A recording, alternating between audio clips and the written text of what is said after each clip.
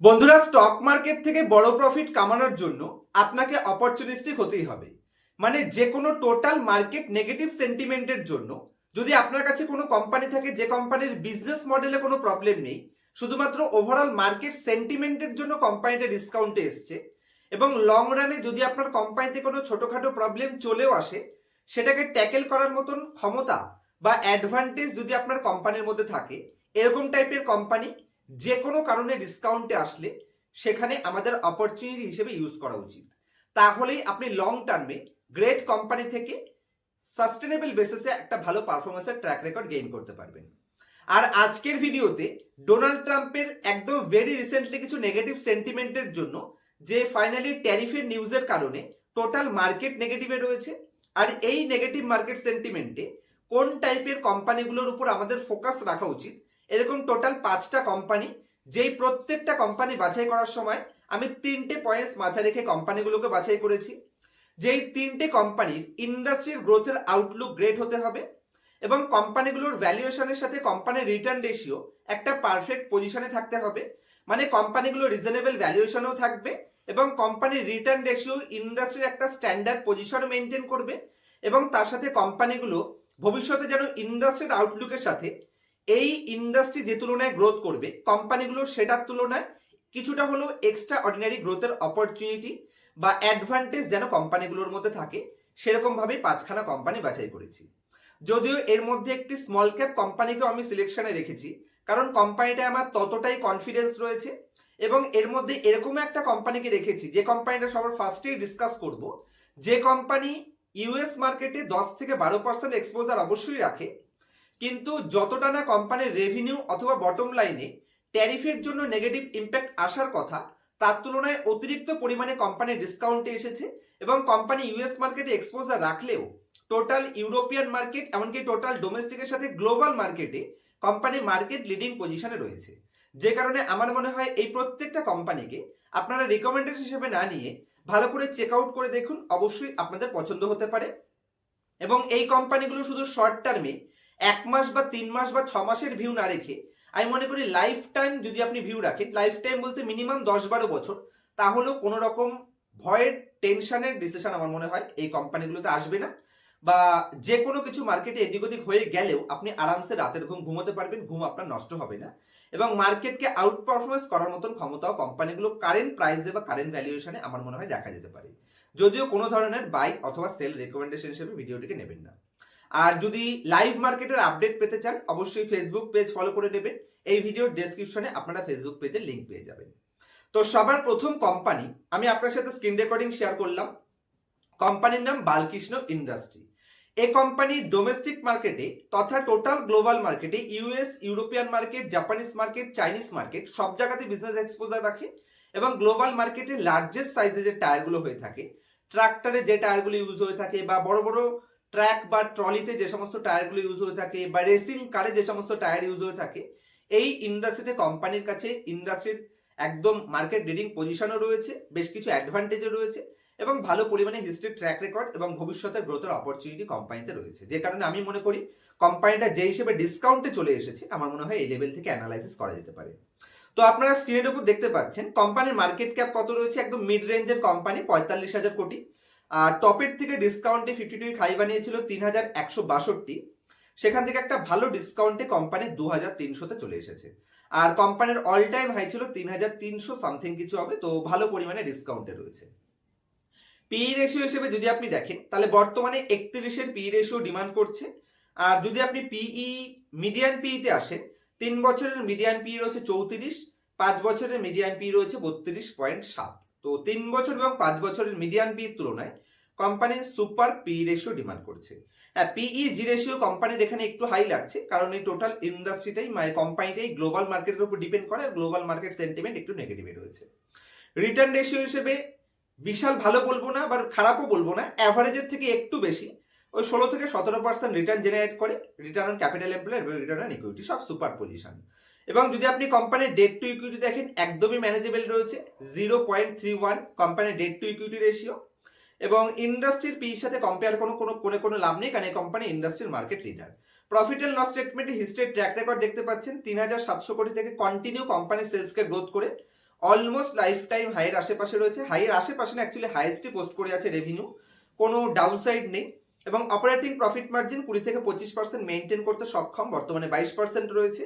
আর কোম্পানির বটম লাইনও continuously increase করছে, লাইফ টাইম হাইয়ের কিছুটা আশেপাশেই রয়েছে, সামান্য কিছুটা রিডিউস ট্রেলিং 12 মান্থে কোম্পানি দেখাচ্ছে। তো ইয়ার কমপ্লিট হতে হতে আমার মনে হয় ঠিক হয়ে যাবে। কম্পাউন্ডেড সেলস গ্রোথ লং রানে মোটামুটি ডবল ডিজিট গ্রোথের ট্র্যাক রেকর্ড রয়েছে, বটম লাইনেও সেটাই রয়েছে। লাস্ট 3 বছর ধরে কোম্পানি মাত্র 5% রিটার্ন দিয়েছে, যেটা এফডিকেও বিট করেনি। আমার মনে হয় পজিটিভ সেন্টিমেন্টে কোম্পানি মার্কেটকে বিট করার জন্য প্রস্তুত। শেয়ার হোল্ডিং প্যাটার্নে যদি আমি যাই, রিটেল পাবলিকের স্টেক এখানে ধীরে ধীরে রিডিউস হয়েছে, 7.38% থেকে রিডিউস হয়ে 6.37%, এবং ডিআইএ স্টেক যদি আপনি দেখেন তাহলে 21% থেকে ইনক্রিজ করে 24.7%। এফআইআই তাদের স্টেক ওই 12% থেকে 10%, মানে স্ট্রং হ্যান্ডের অ্যাক্টিভিটিস কোম্পানিতে কন্টিনিউয়াসলি বাড়ছে। তো আপনারা কোম্পানি চেক করতে পারেন, আমার মনে হয় এই কোম্পানিটাকে দেখা উচিত। আমার কোম্পানিতে খুবই কনফিডেন্স রয়েছে, এবং অতীতেও যখন ডিসকাউন্টে এসেছে প্রত্যেকবার কোম্পানি মার্কেটকে বিট করে দেখিয়েছে। সেকেন্ড কোম্পানিতে যদি আমি আসি, কোলগেট পামোলিভ, এই কোম্পানিটা নিয়ে প্রিভিয়াস উইকেই আপনার সাথে ইনডেপথ অ্যানালাইসিস প্রেজেন্ট করেছিলাম। ইন্ডিয়া টুথপেস্ট ম্যানুফ্যাকচারিং মানে টুথপেস্ট সেগমেন্টে 150 কোটি পপুলেশনের 51% মার্কেট শেয়ার এই কোলগেট পামোলিভ কোম্পানি একা হোল্ড করে, এবং company very recently cosmetic business সেগমেন্টেও ফেস ওয়াশ বিজনেস সেগমেন্টে এন্ট্রি নিয়ে নিয়েছে, এবং কোম্পানির কাছে বিজনেসের ট্র্যাক রেকর্ড রয়েছে, একদম সাফ সুতরো ম্যানেজমেন্ট টিম রয়েছে, ব্র্যান্ড বিল্ডিং করার ক্ষমতাও কোম্পানির কাছে রয়েছে। আমার মনে হয় ভবিষ্যতে বিজনেস এক্সপেনশনে যেটাকে কোম্পানি ইউজ করে হয়তো গ্রোথের অপরচুনিটি গ্র্যাব করে দেখালেও দেখাতে পারে, যদি ম্যানেজমেন্ট টিমের টার্গেট থাকে তবে সেটা করা যায়। আর কোম্পানির শেয়ার প্রাইস যদি আমি বলি, তাহলে 3800 যেটা হাই ছিল, যেখান থেকে হেভিলি ডিসকাউন্টে 2300-তে চলে এসেছে, টপের থেকে 40% মতন কারেকশন করেছে। কোলগেটের মতন কোম্পানি 45-এর পিই রেশিও কোম্পানির ডিমান্ড করছে। যদি আপনি পিই জি রেশিও দেখেন তো 4 টাইম পিই জি রয়েছে, ঠিকঠাক রয়েছে। হ্যাঁ, নর্মাল কোম্পানির ক্ষেত্রে হলে বলতাম একটু হাই, কিন্তু কোলগেট যেহেতু মার্কেট লিডার, এবং ডোনাল্ড ট্রাম্প ট্যারিফ লাগাক বা মহামারী হোক, যা খুশি হোক, যুদ্ধ হোক, ব্রাশ তো আপনাকে করতেই হবে।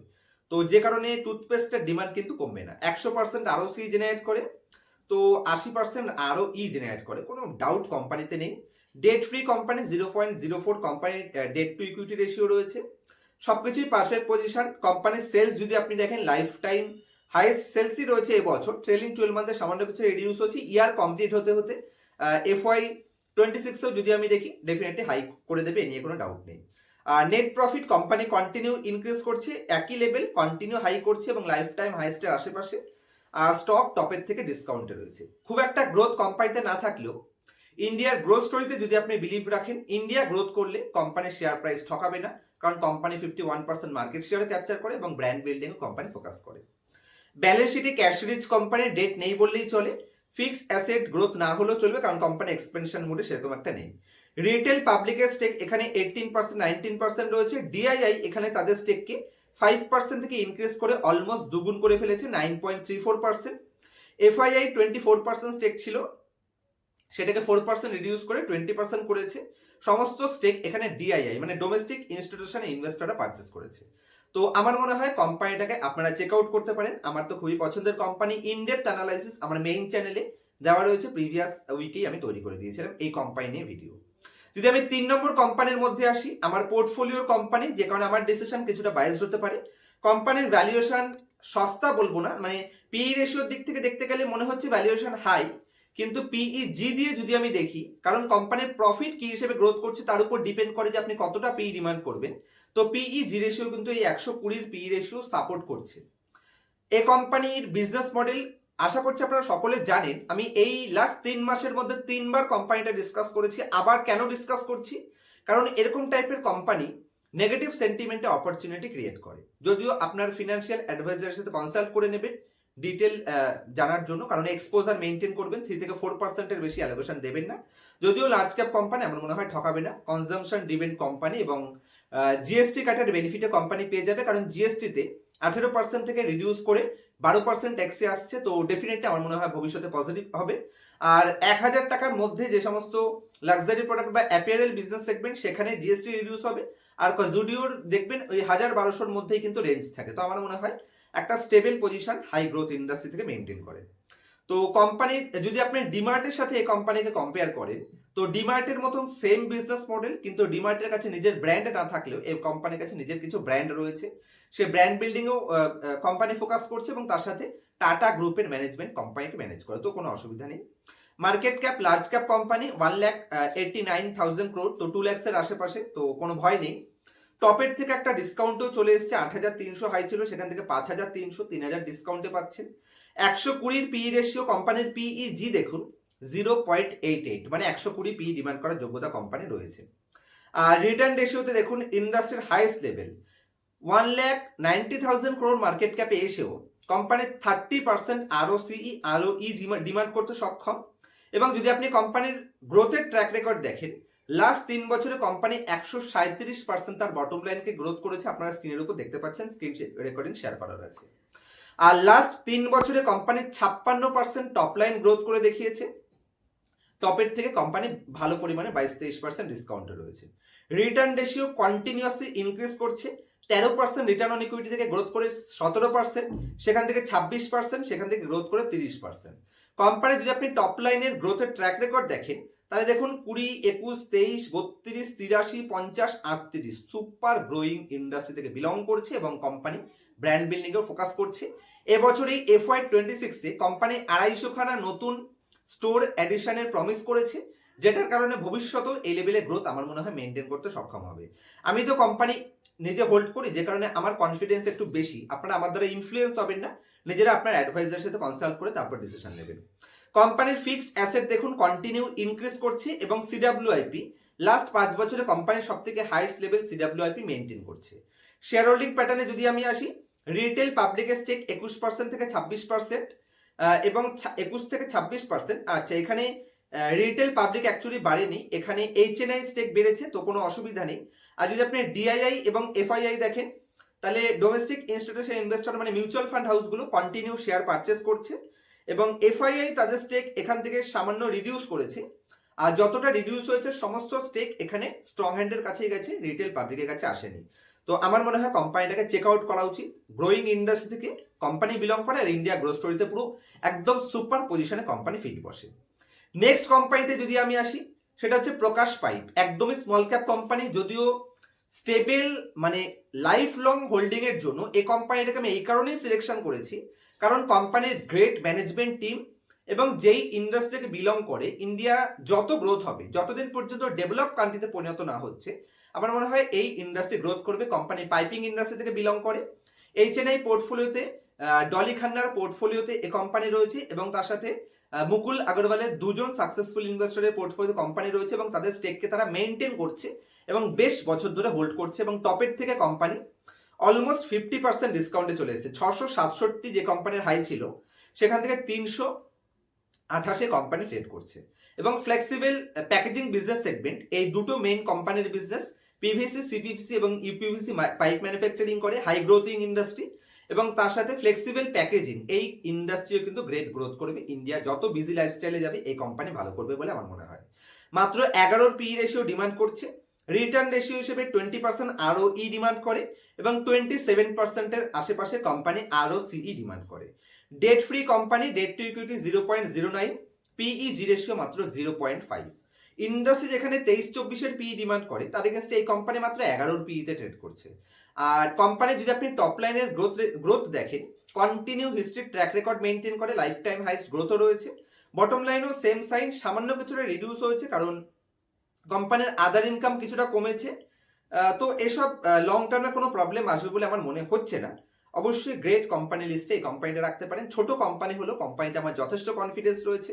কম্পাউন্ডেড সেলস গ্রোথ লাস্ট 5 বছরে 15%, কম্পাউন্ডেড প্রফিট গ্রোথ লাস্ট 5 বছরে 27%। তার এগেন্স্টে কোম্পানি টপের থেকে এবছর 45% ডিসকাউন্টে ট্রেড করছে।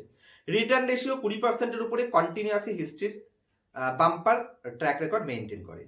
ফিক্সড অ্যাসেটের উপরে ফোকাস আছে, যেখানে আগের বছর কোম্পানির ফিক্সড অ্যাসেট ছিল মাত্র 71 কোটি, সেটাকে ইনক্রিজ করে 127 কোটি করেছে, যেখানে কোম্পানি ভবিষ্যতের গ্রোথের উপরে ফোকাস করছে। শেয়ার হোল্ডিং প্যাটার্নে রিটেল পাবলিক যদি আমি দেখি 54% রয়েছে এবং এই 54%-এর মধ্যে প্রচুর সাকসেসফুল ইনভেস্টর দেখতে পাচ্ছেন, যার মধ্যে দেখুন ডলি খান্নার নাম এখানে আপনারা পেয়ে যাচ্ছেন, যিনি এই কোম্পানিতে অলমোস্ট 4 থেকে 5 ইয়ার্স হোল্ডিং রেখেছে এই কোম্পানিটাকে। মুকুল আগরওয়াল ইনি একজন সাকসেসফুল ইনভেস্টর, এনার পোর্টফোলিওতে অ্যাভারেজ পরিমাণে কোম্পানি মেনটেন চলছে। একটু রিস্কি হলেও আমার মনে হয় লং টার্মে যদি হোল্ড করা যায় কোনো রিস্ক কোম্পানিতে দেখা যায় না, কারণ লং টার্ম সেফ হয়ে যাবে। আজকে সিলেকশনে যদি লাস্ট কোম্পানিতে আসি, এনটিপিসি। ইন্ডিয়াতে পাওয়ারের ডিমান্ড যত দিন যাবে তত বাড়বে।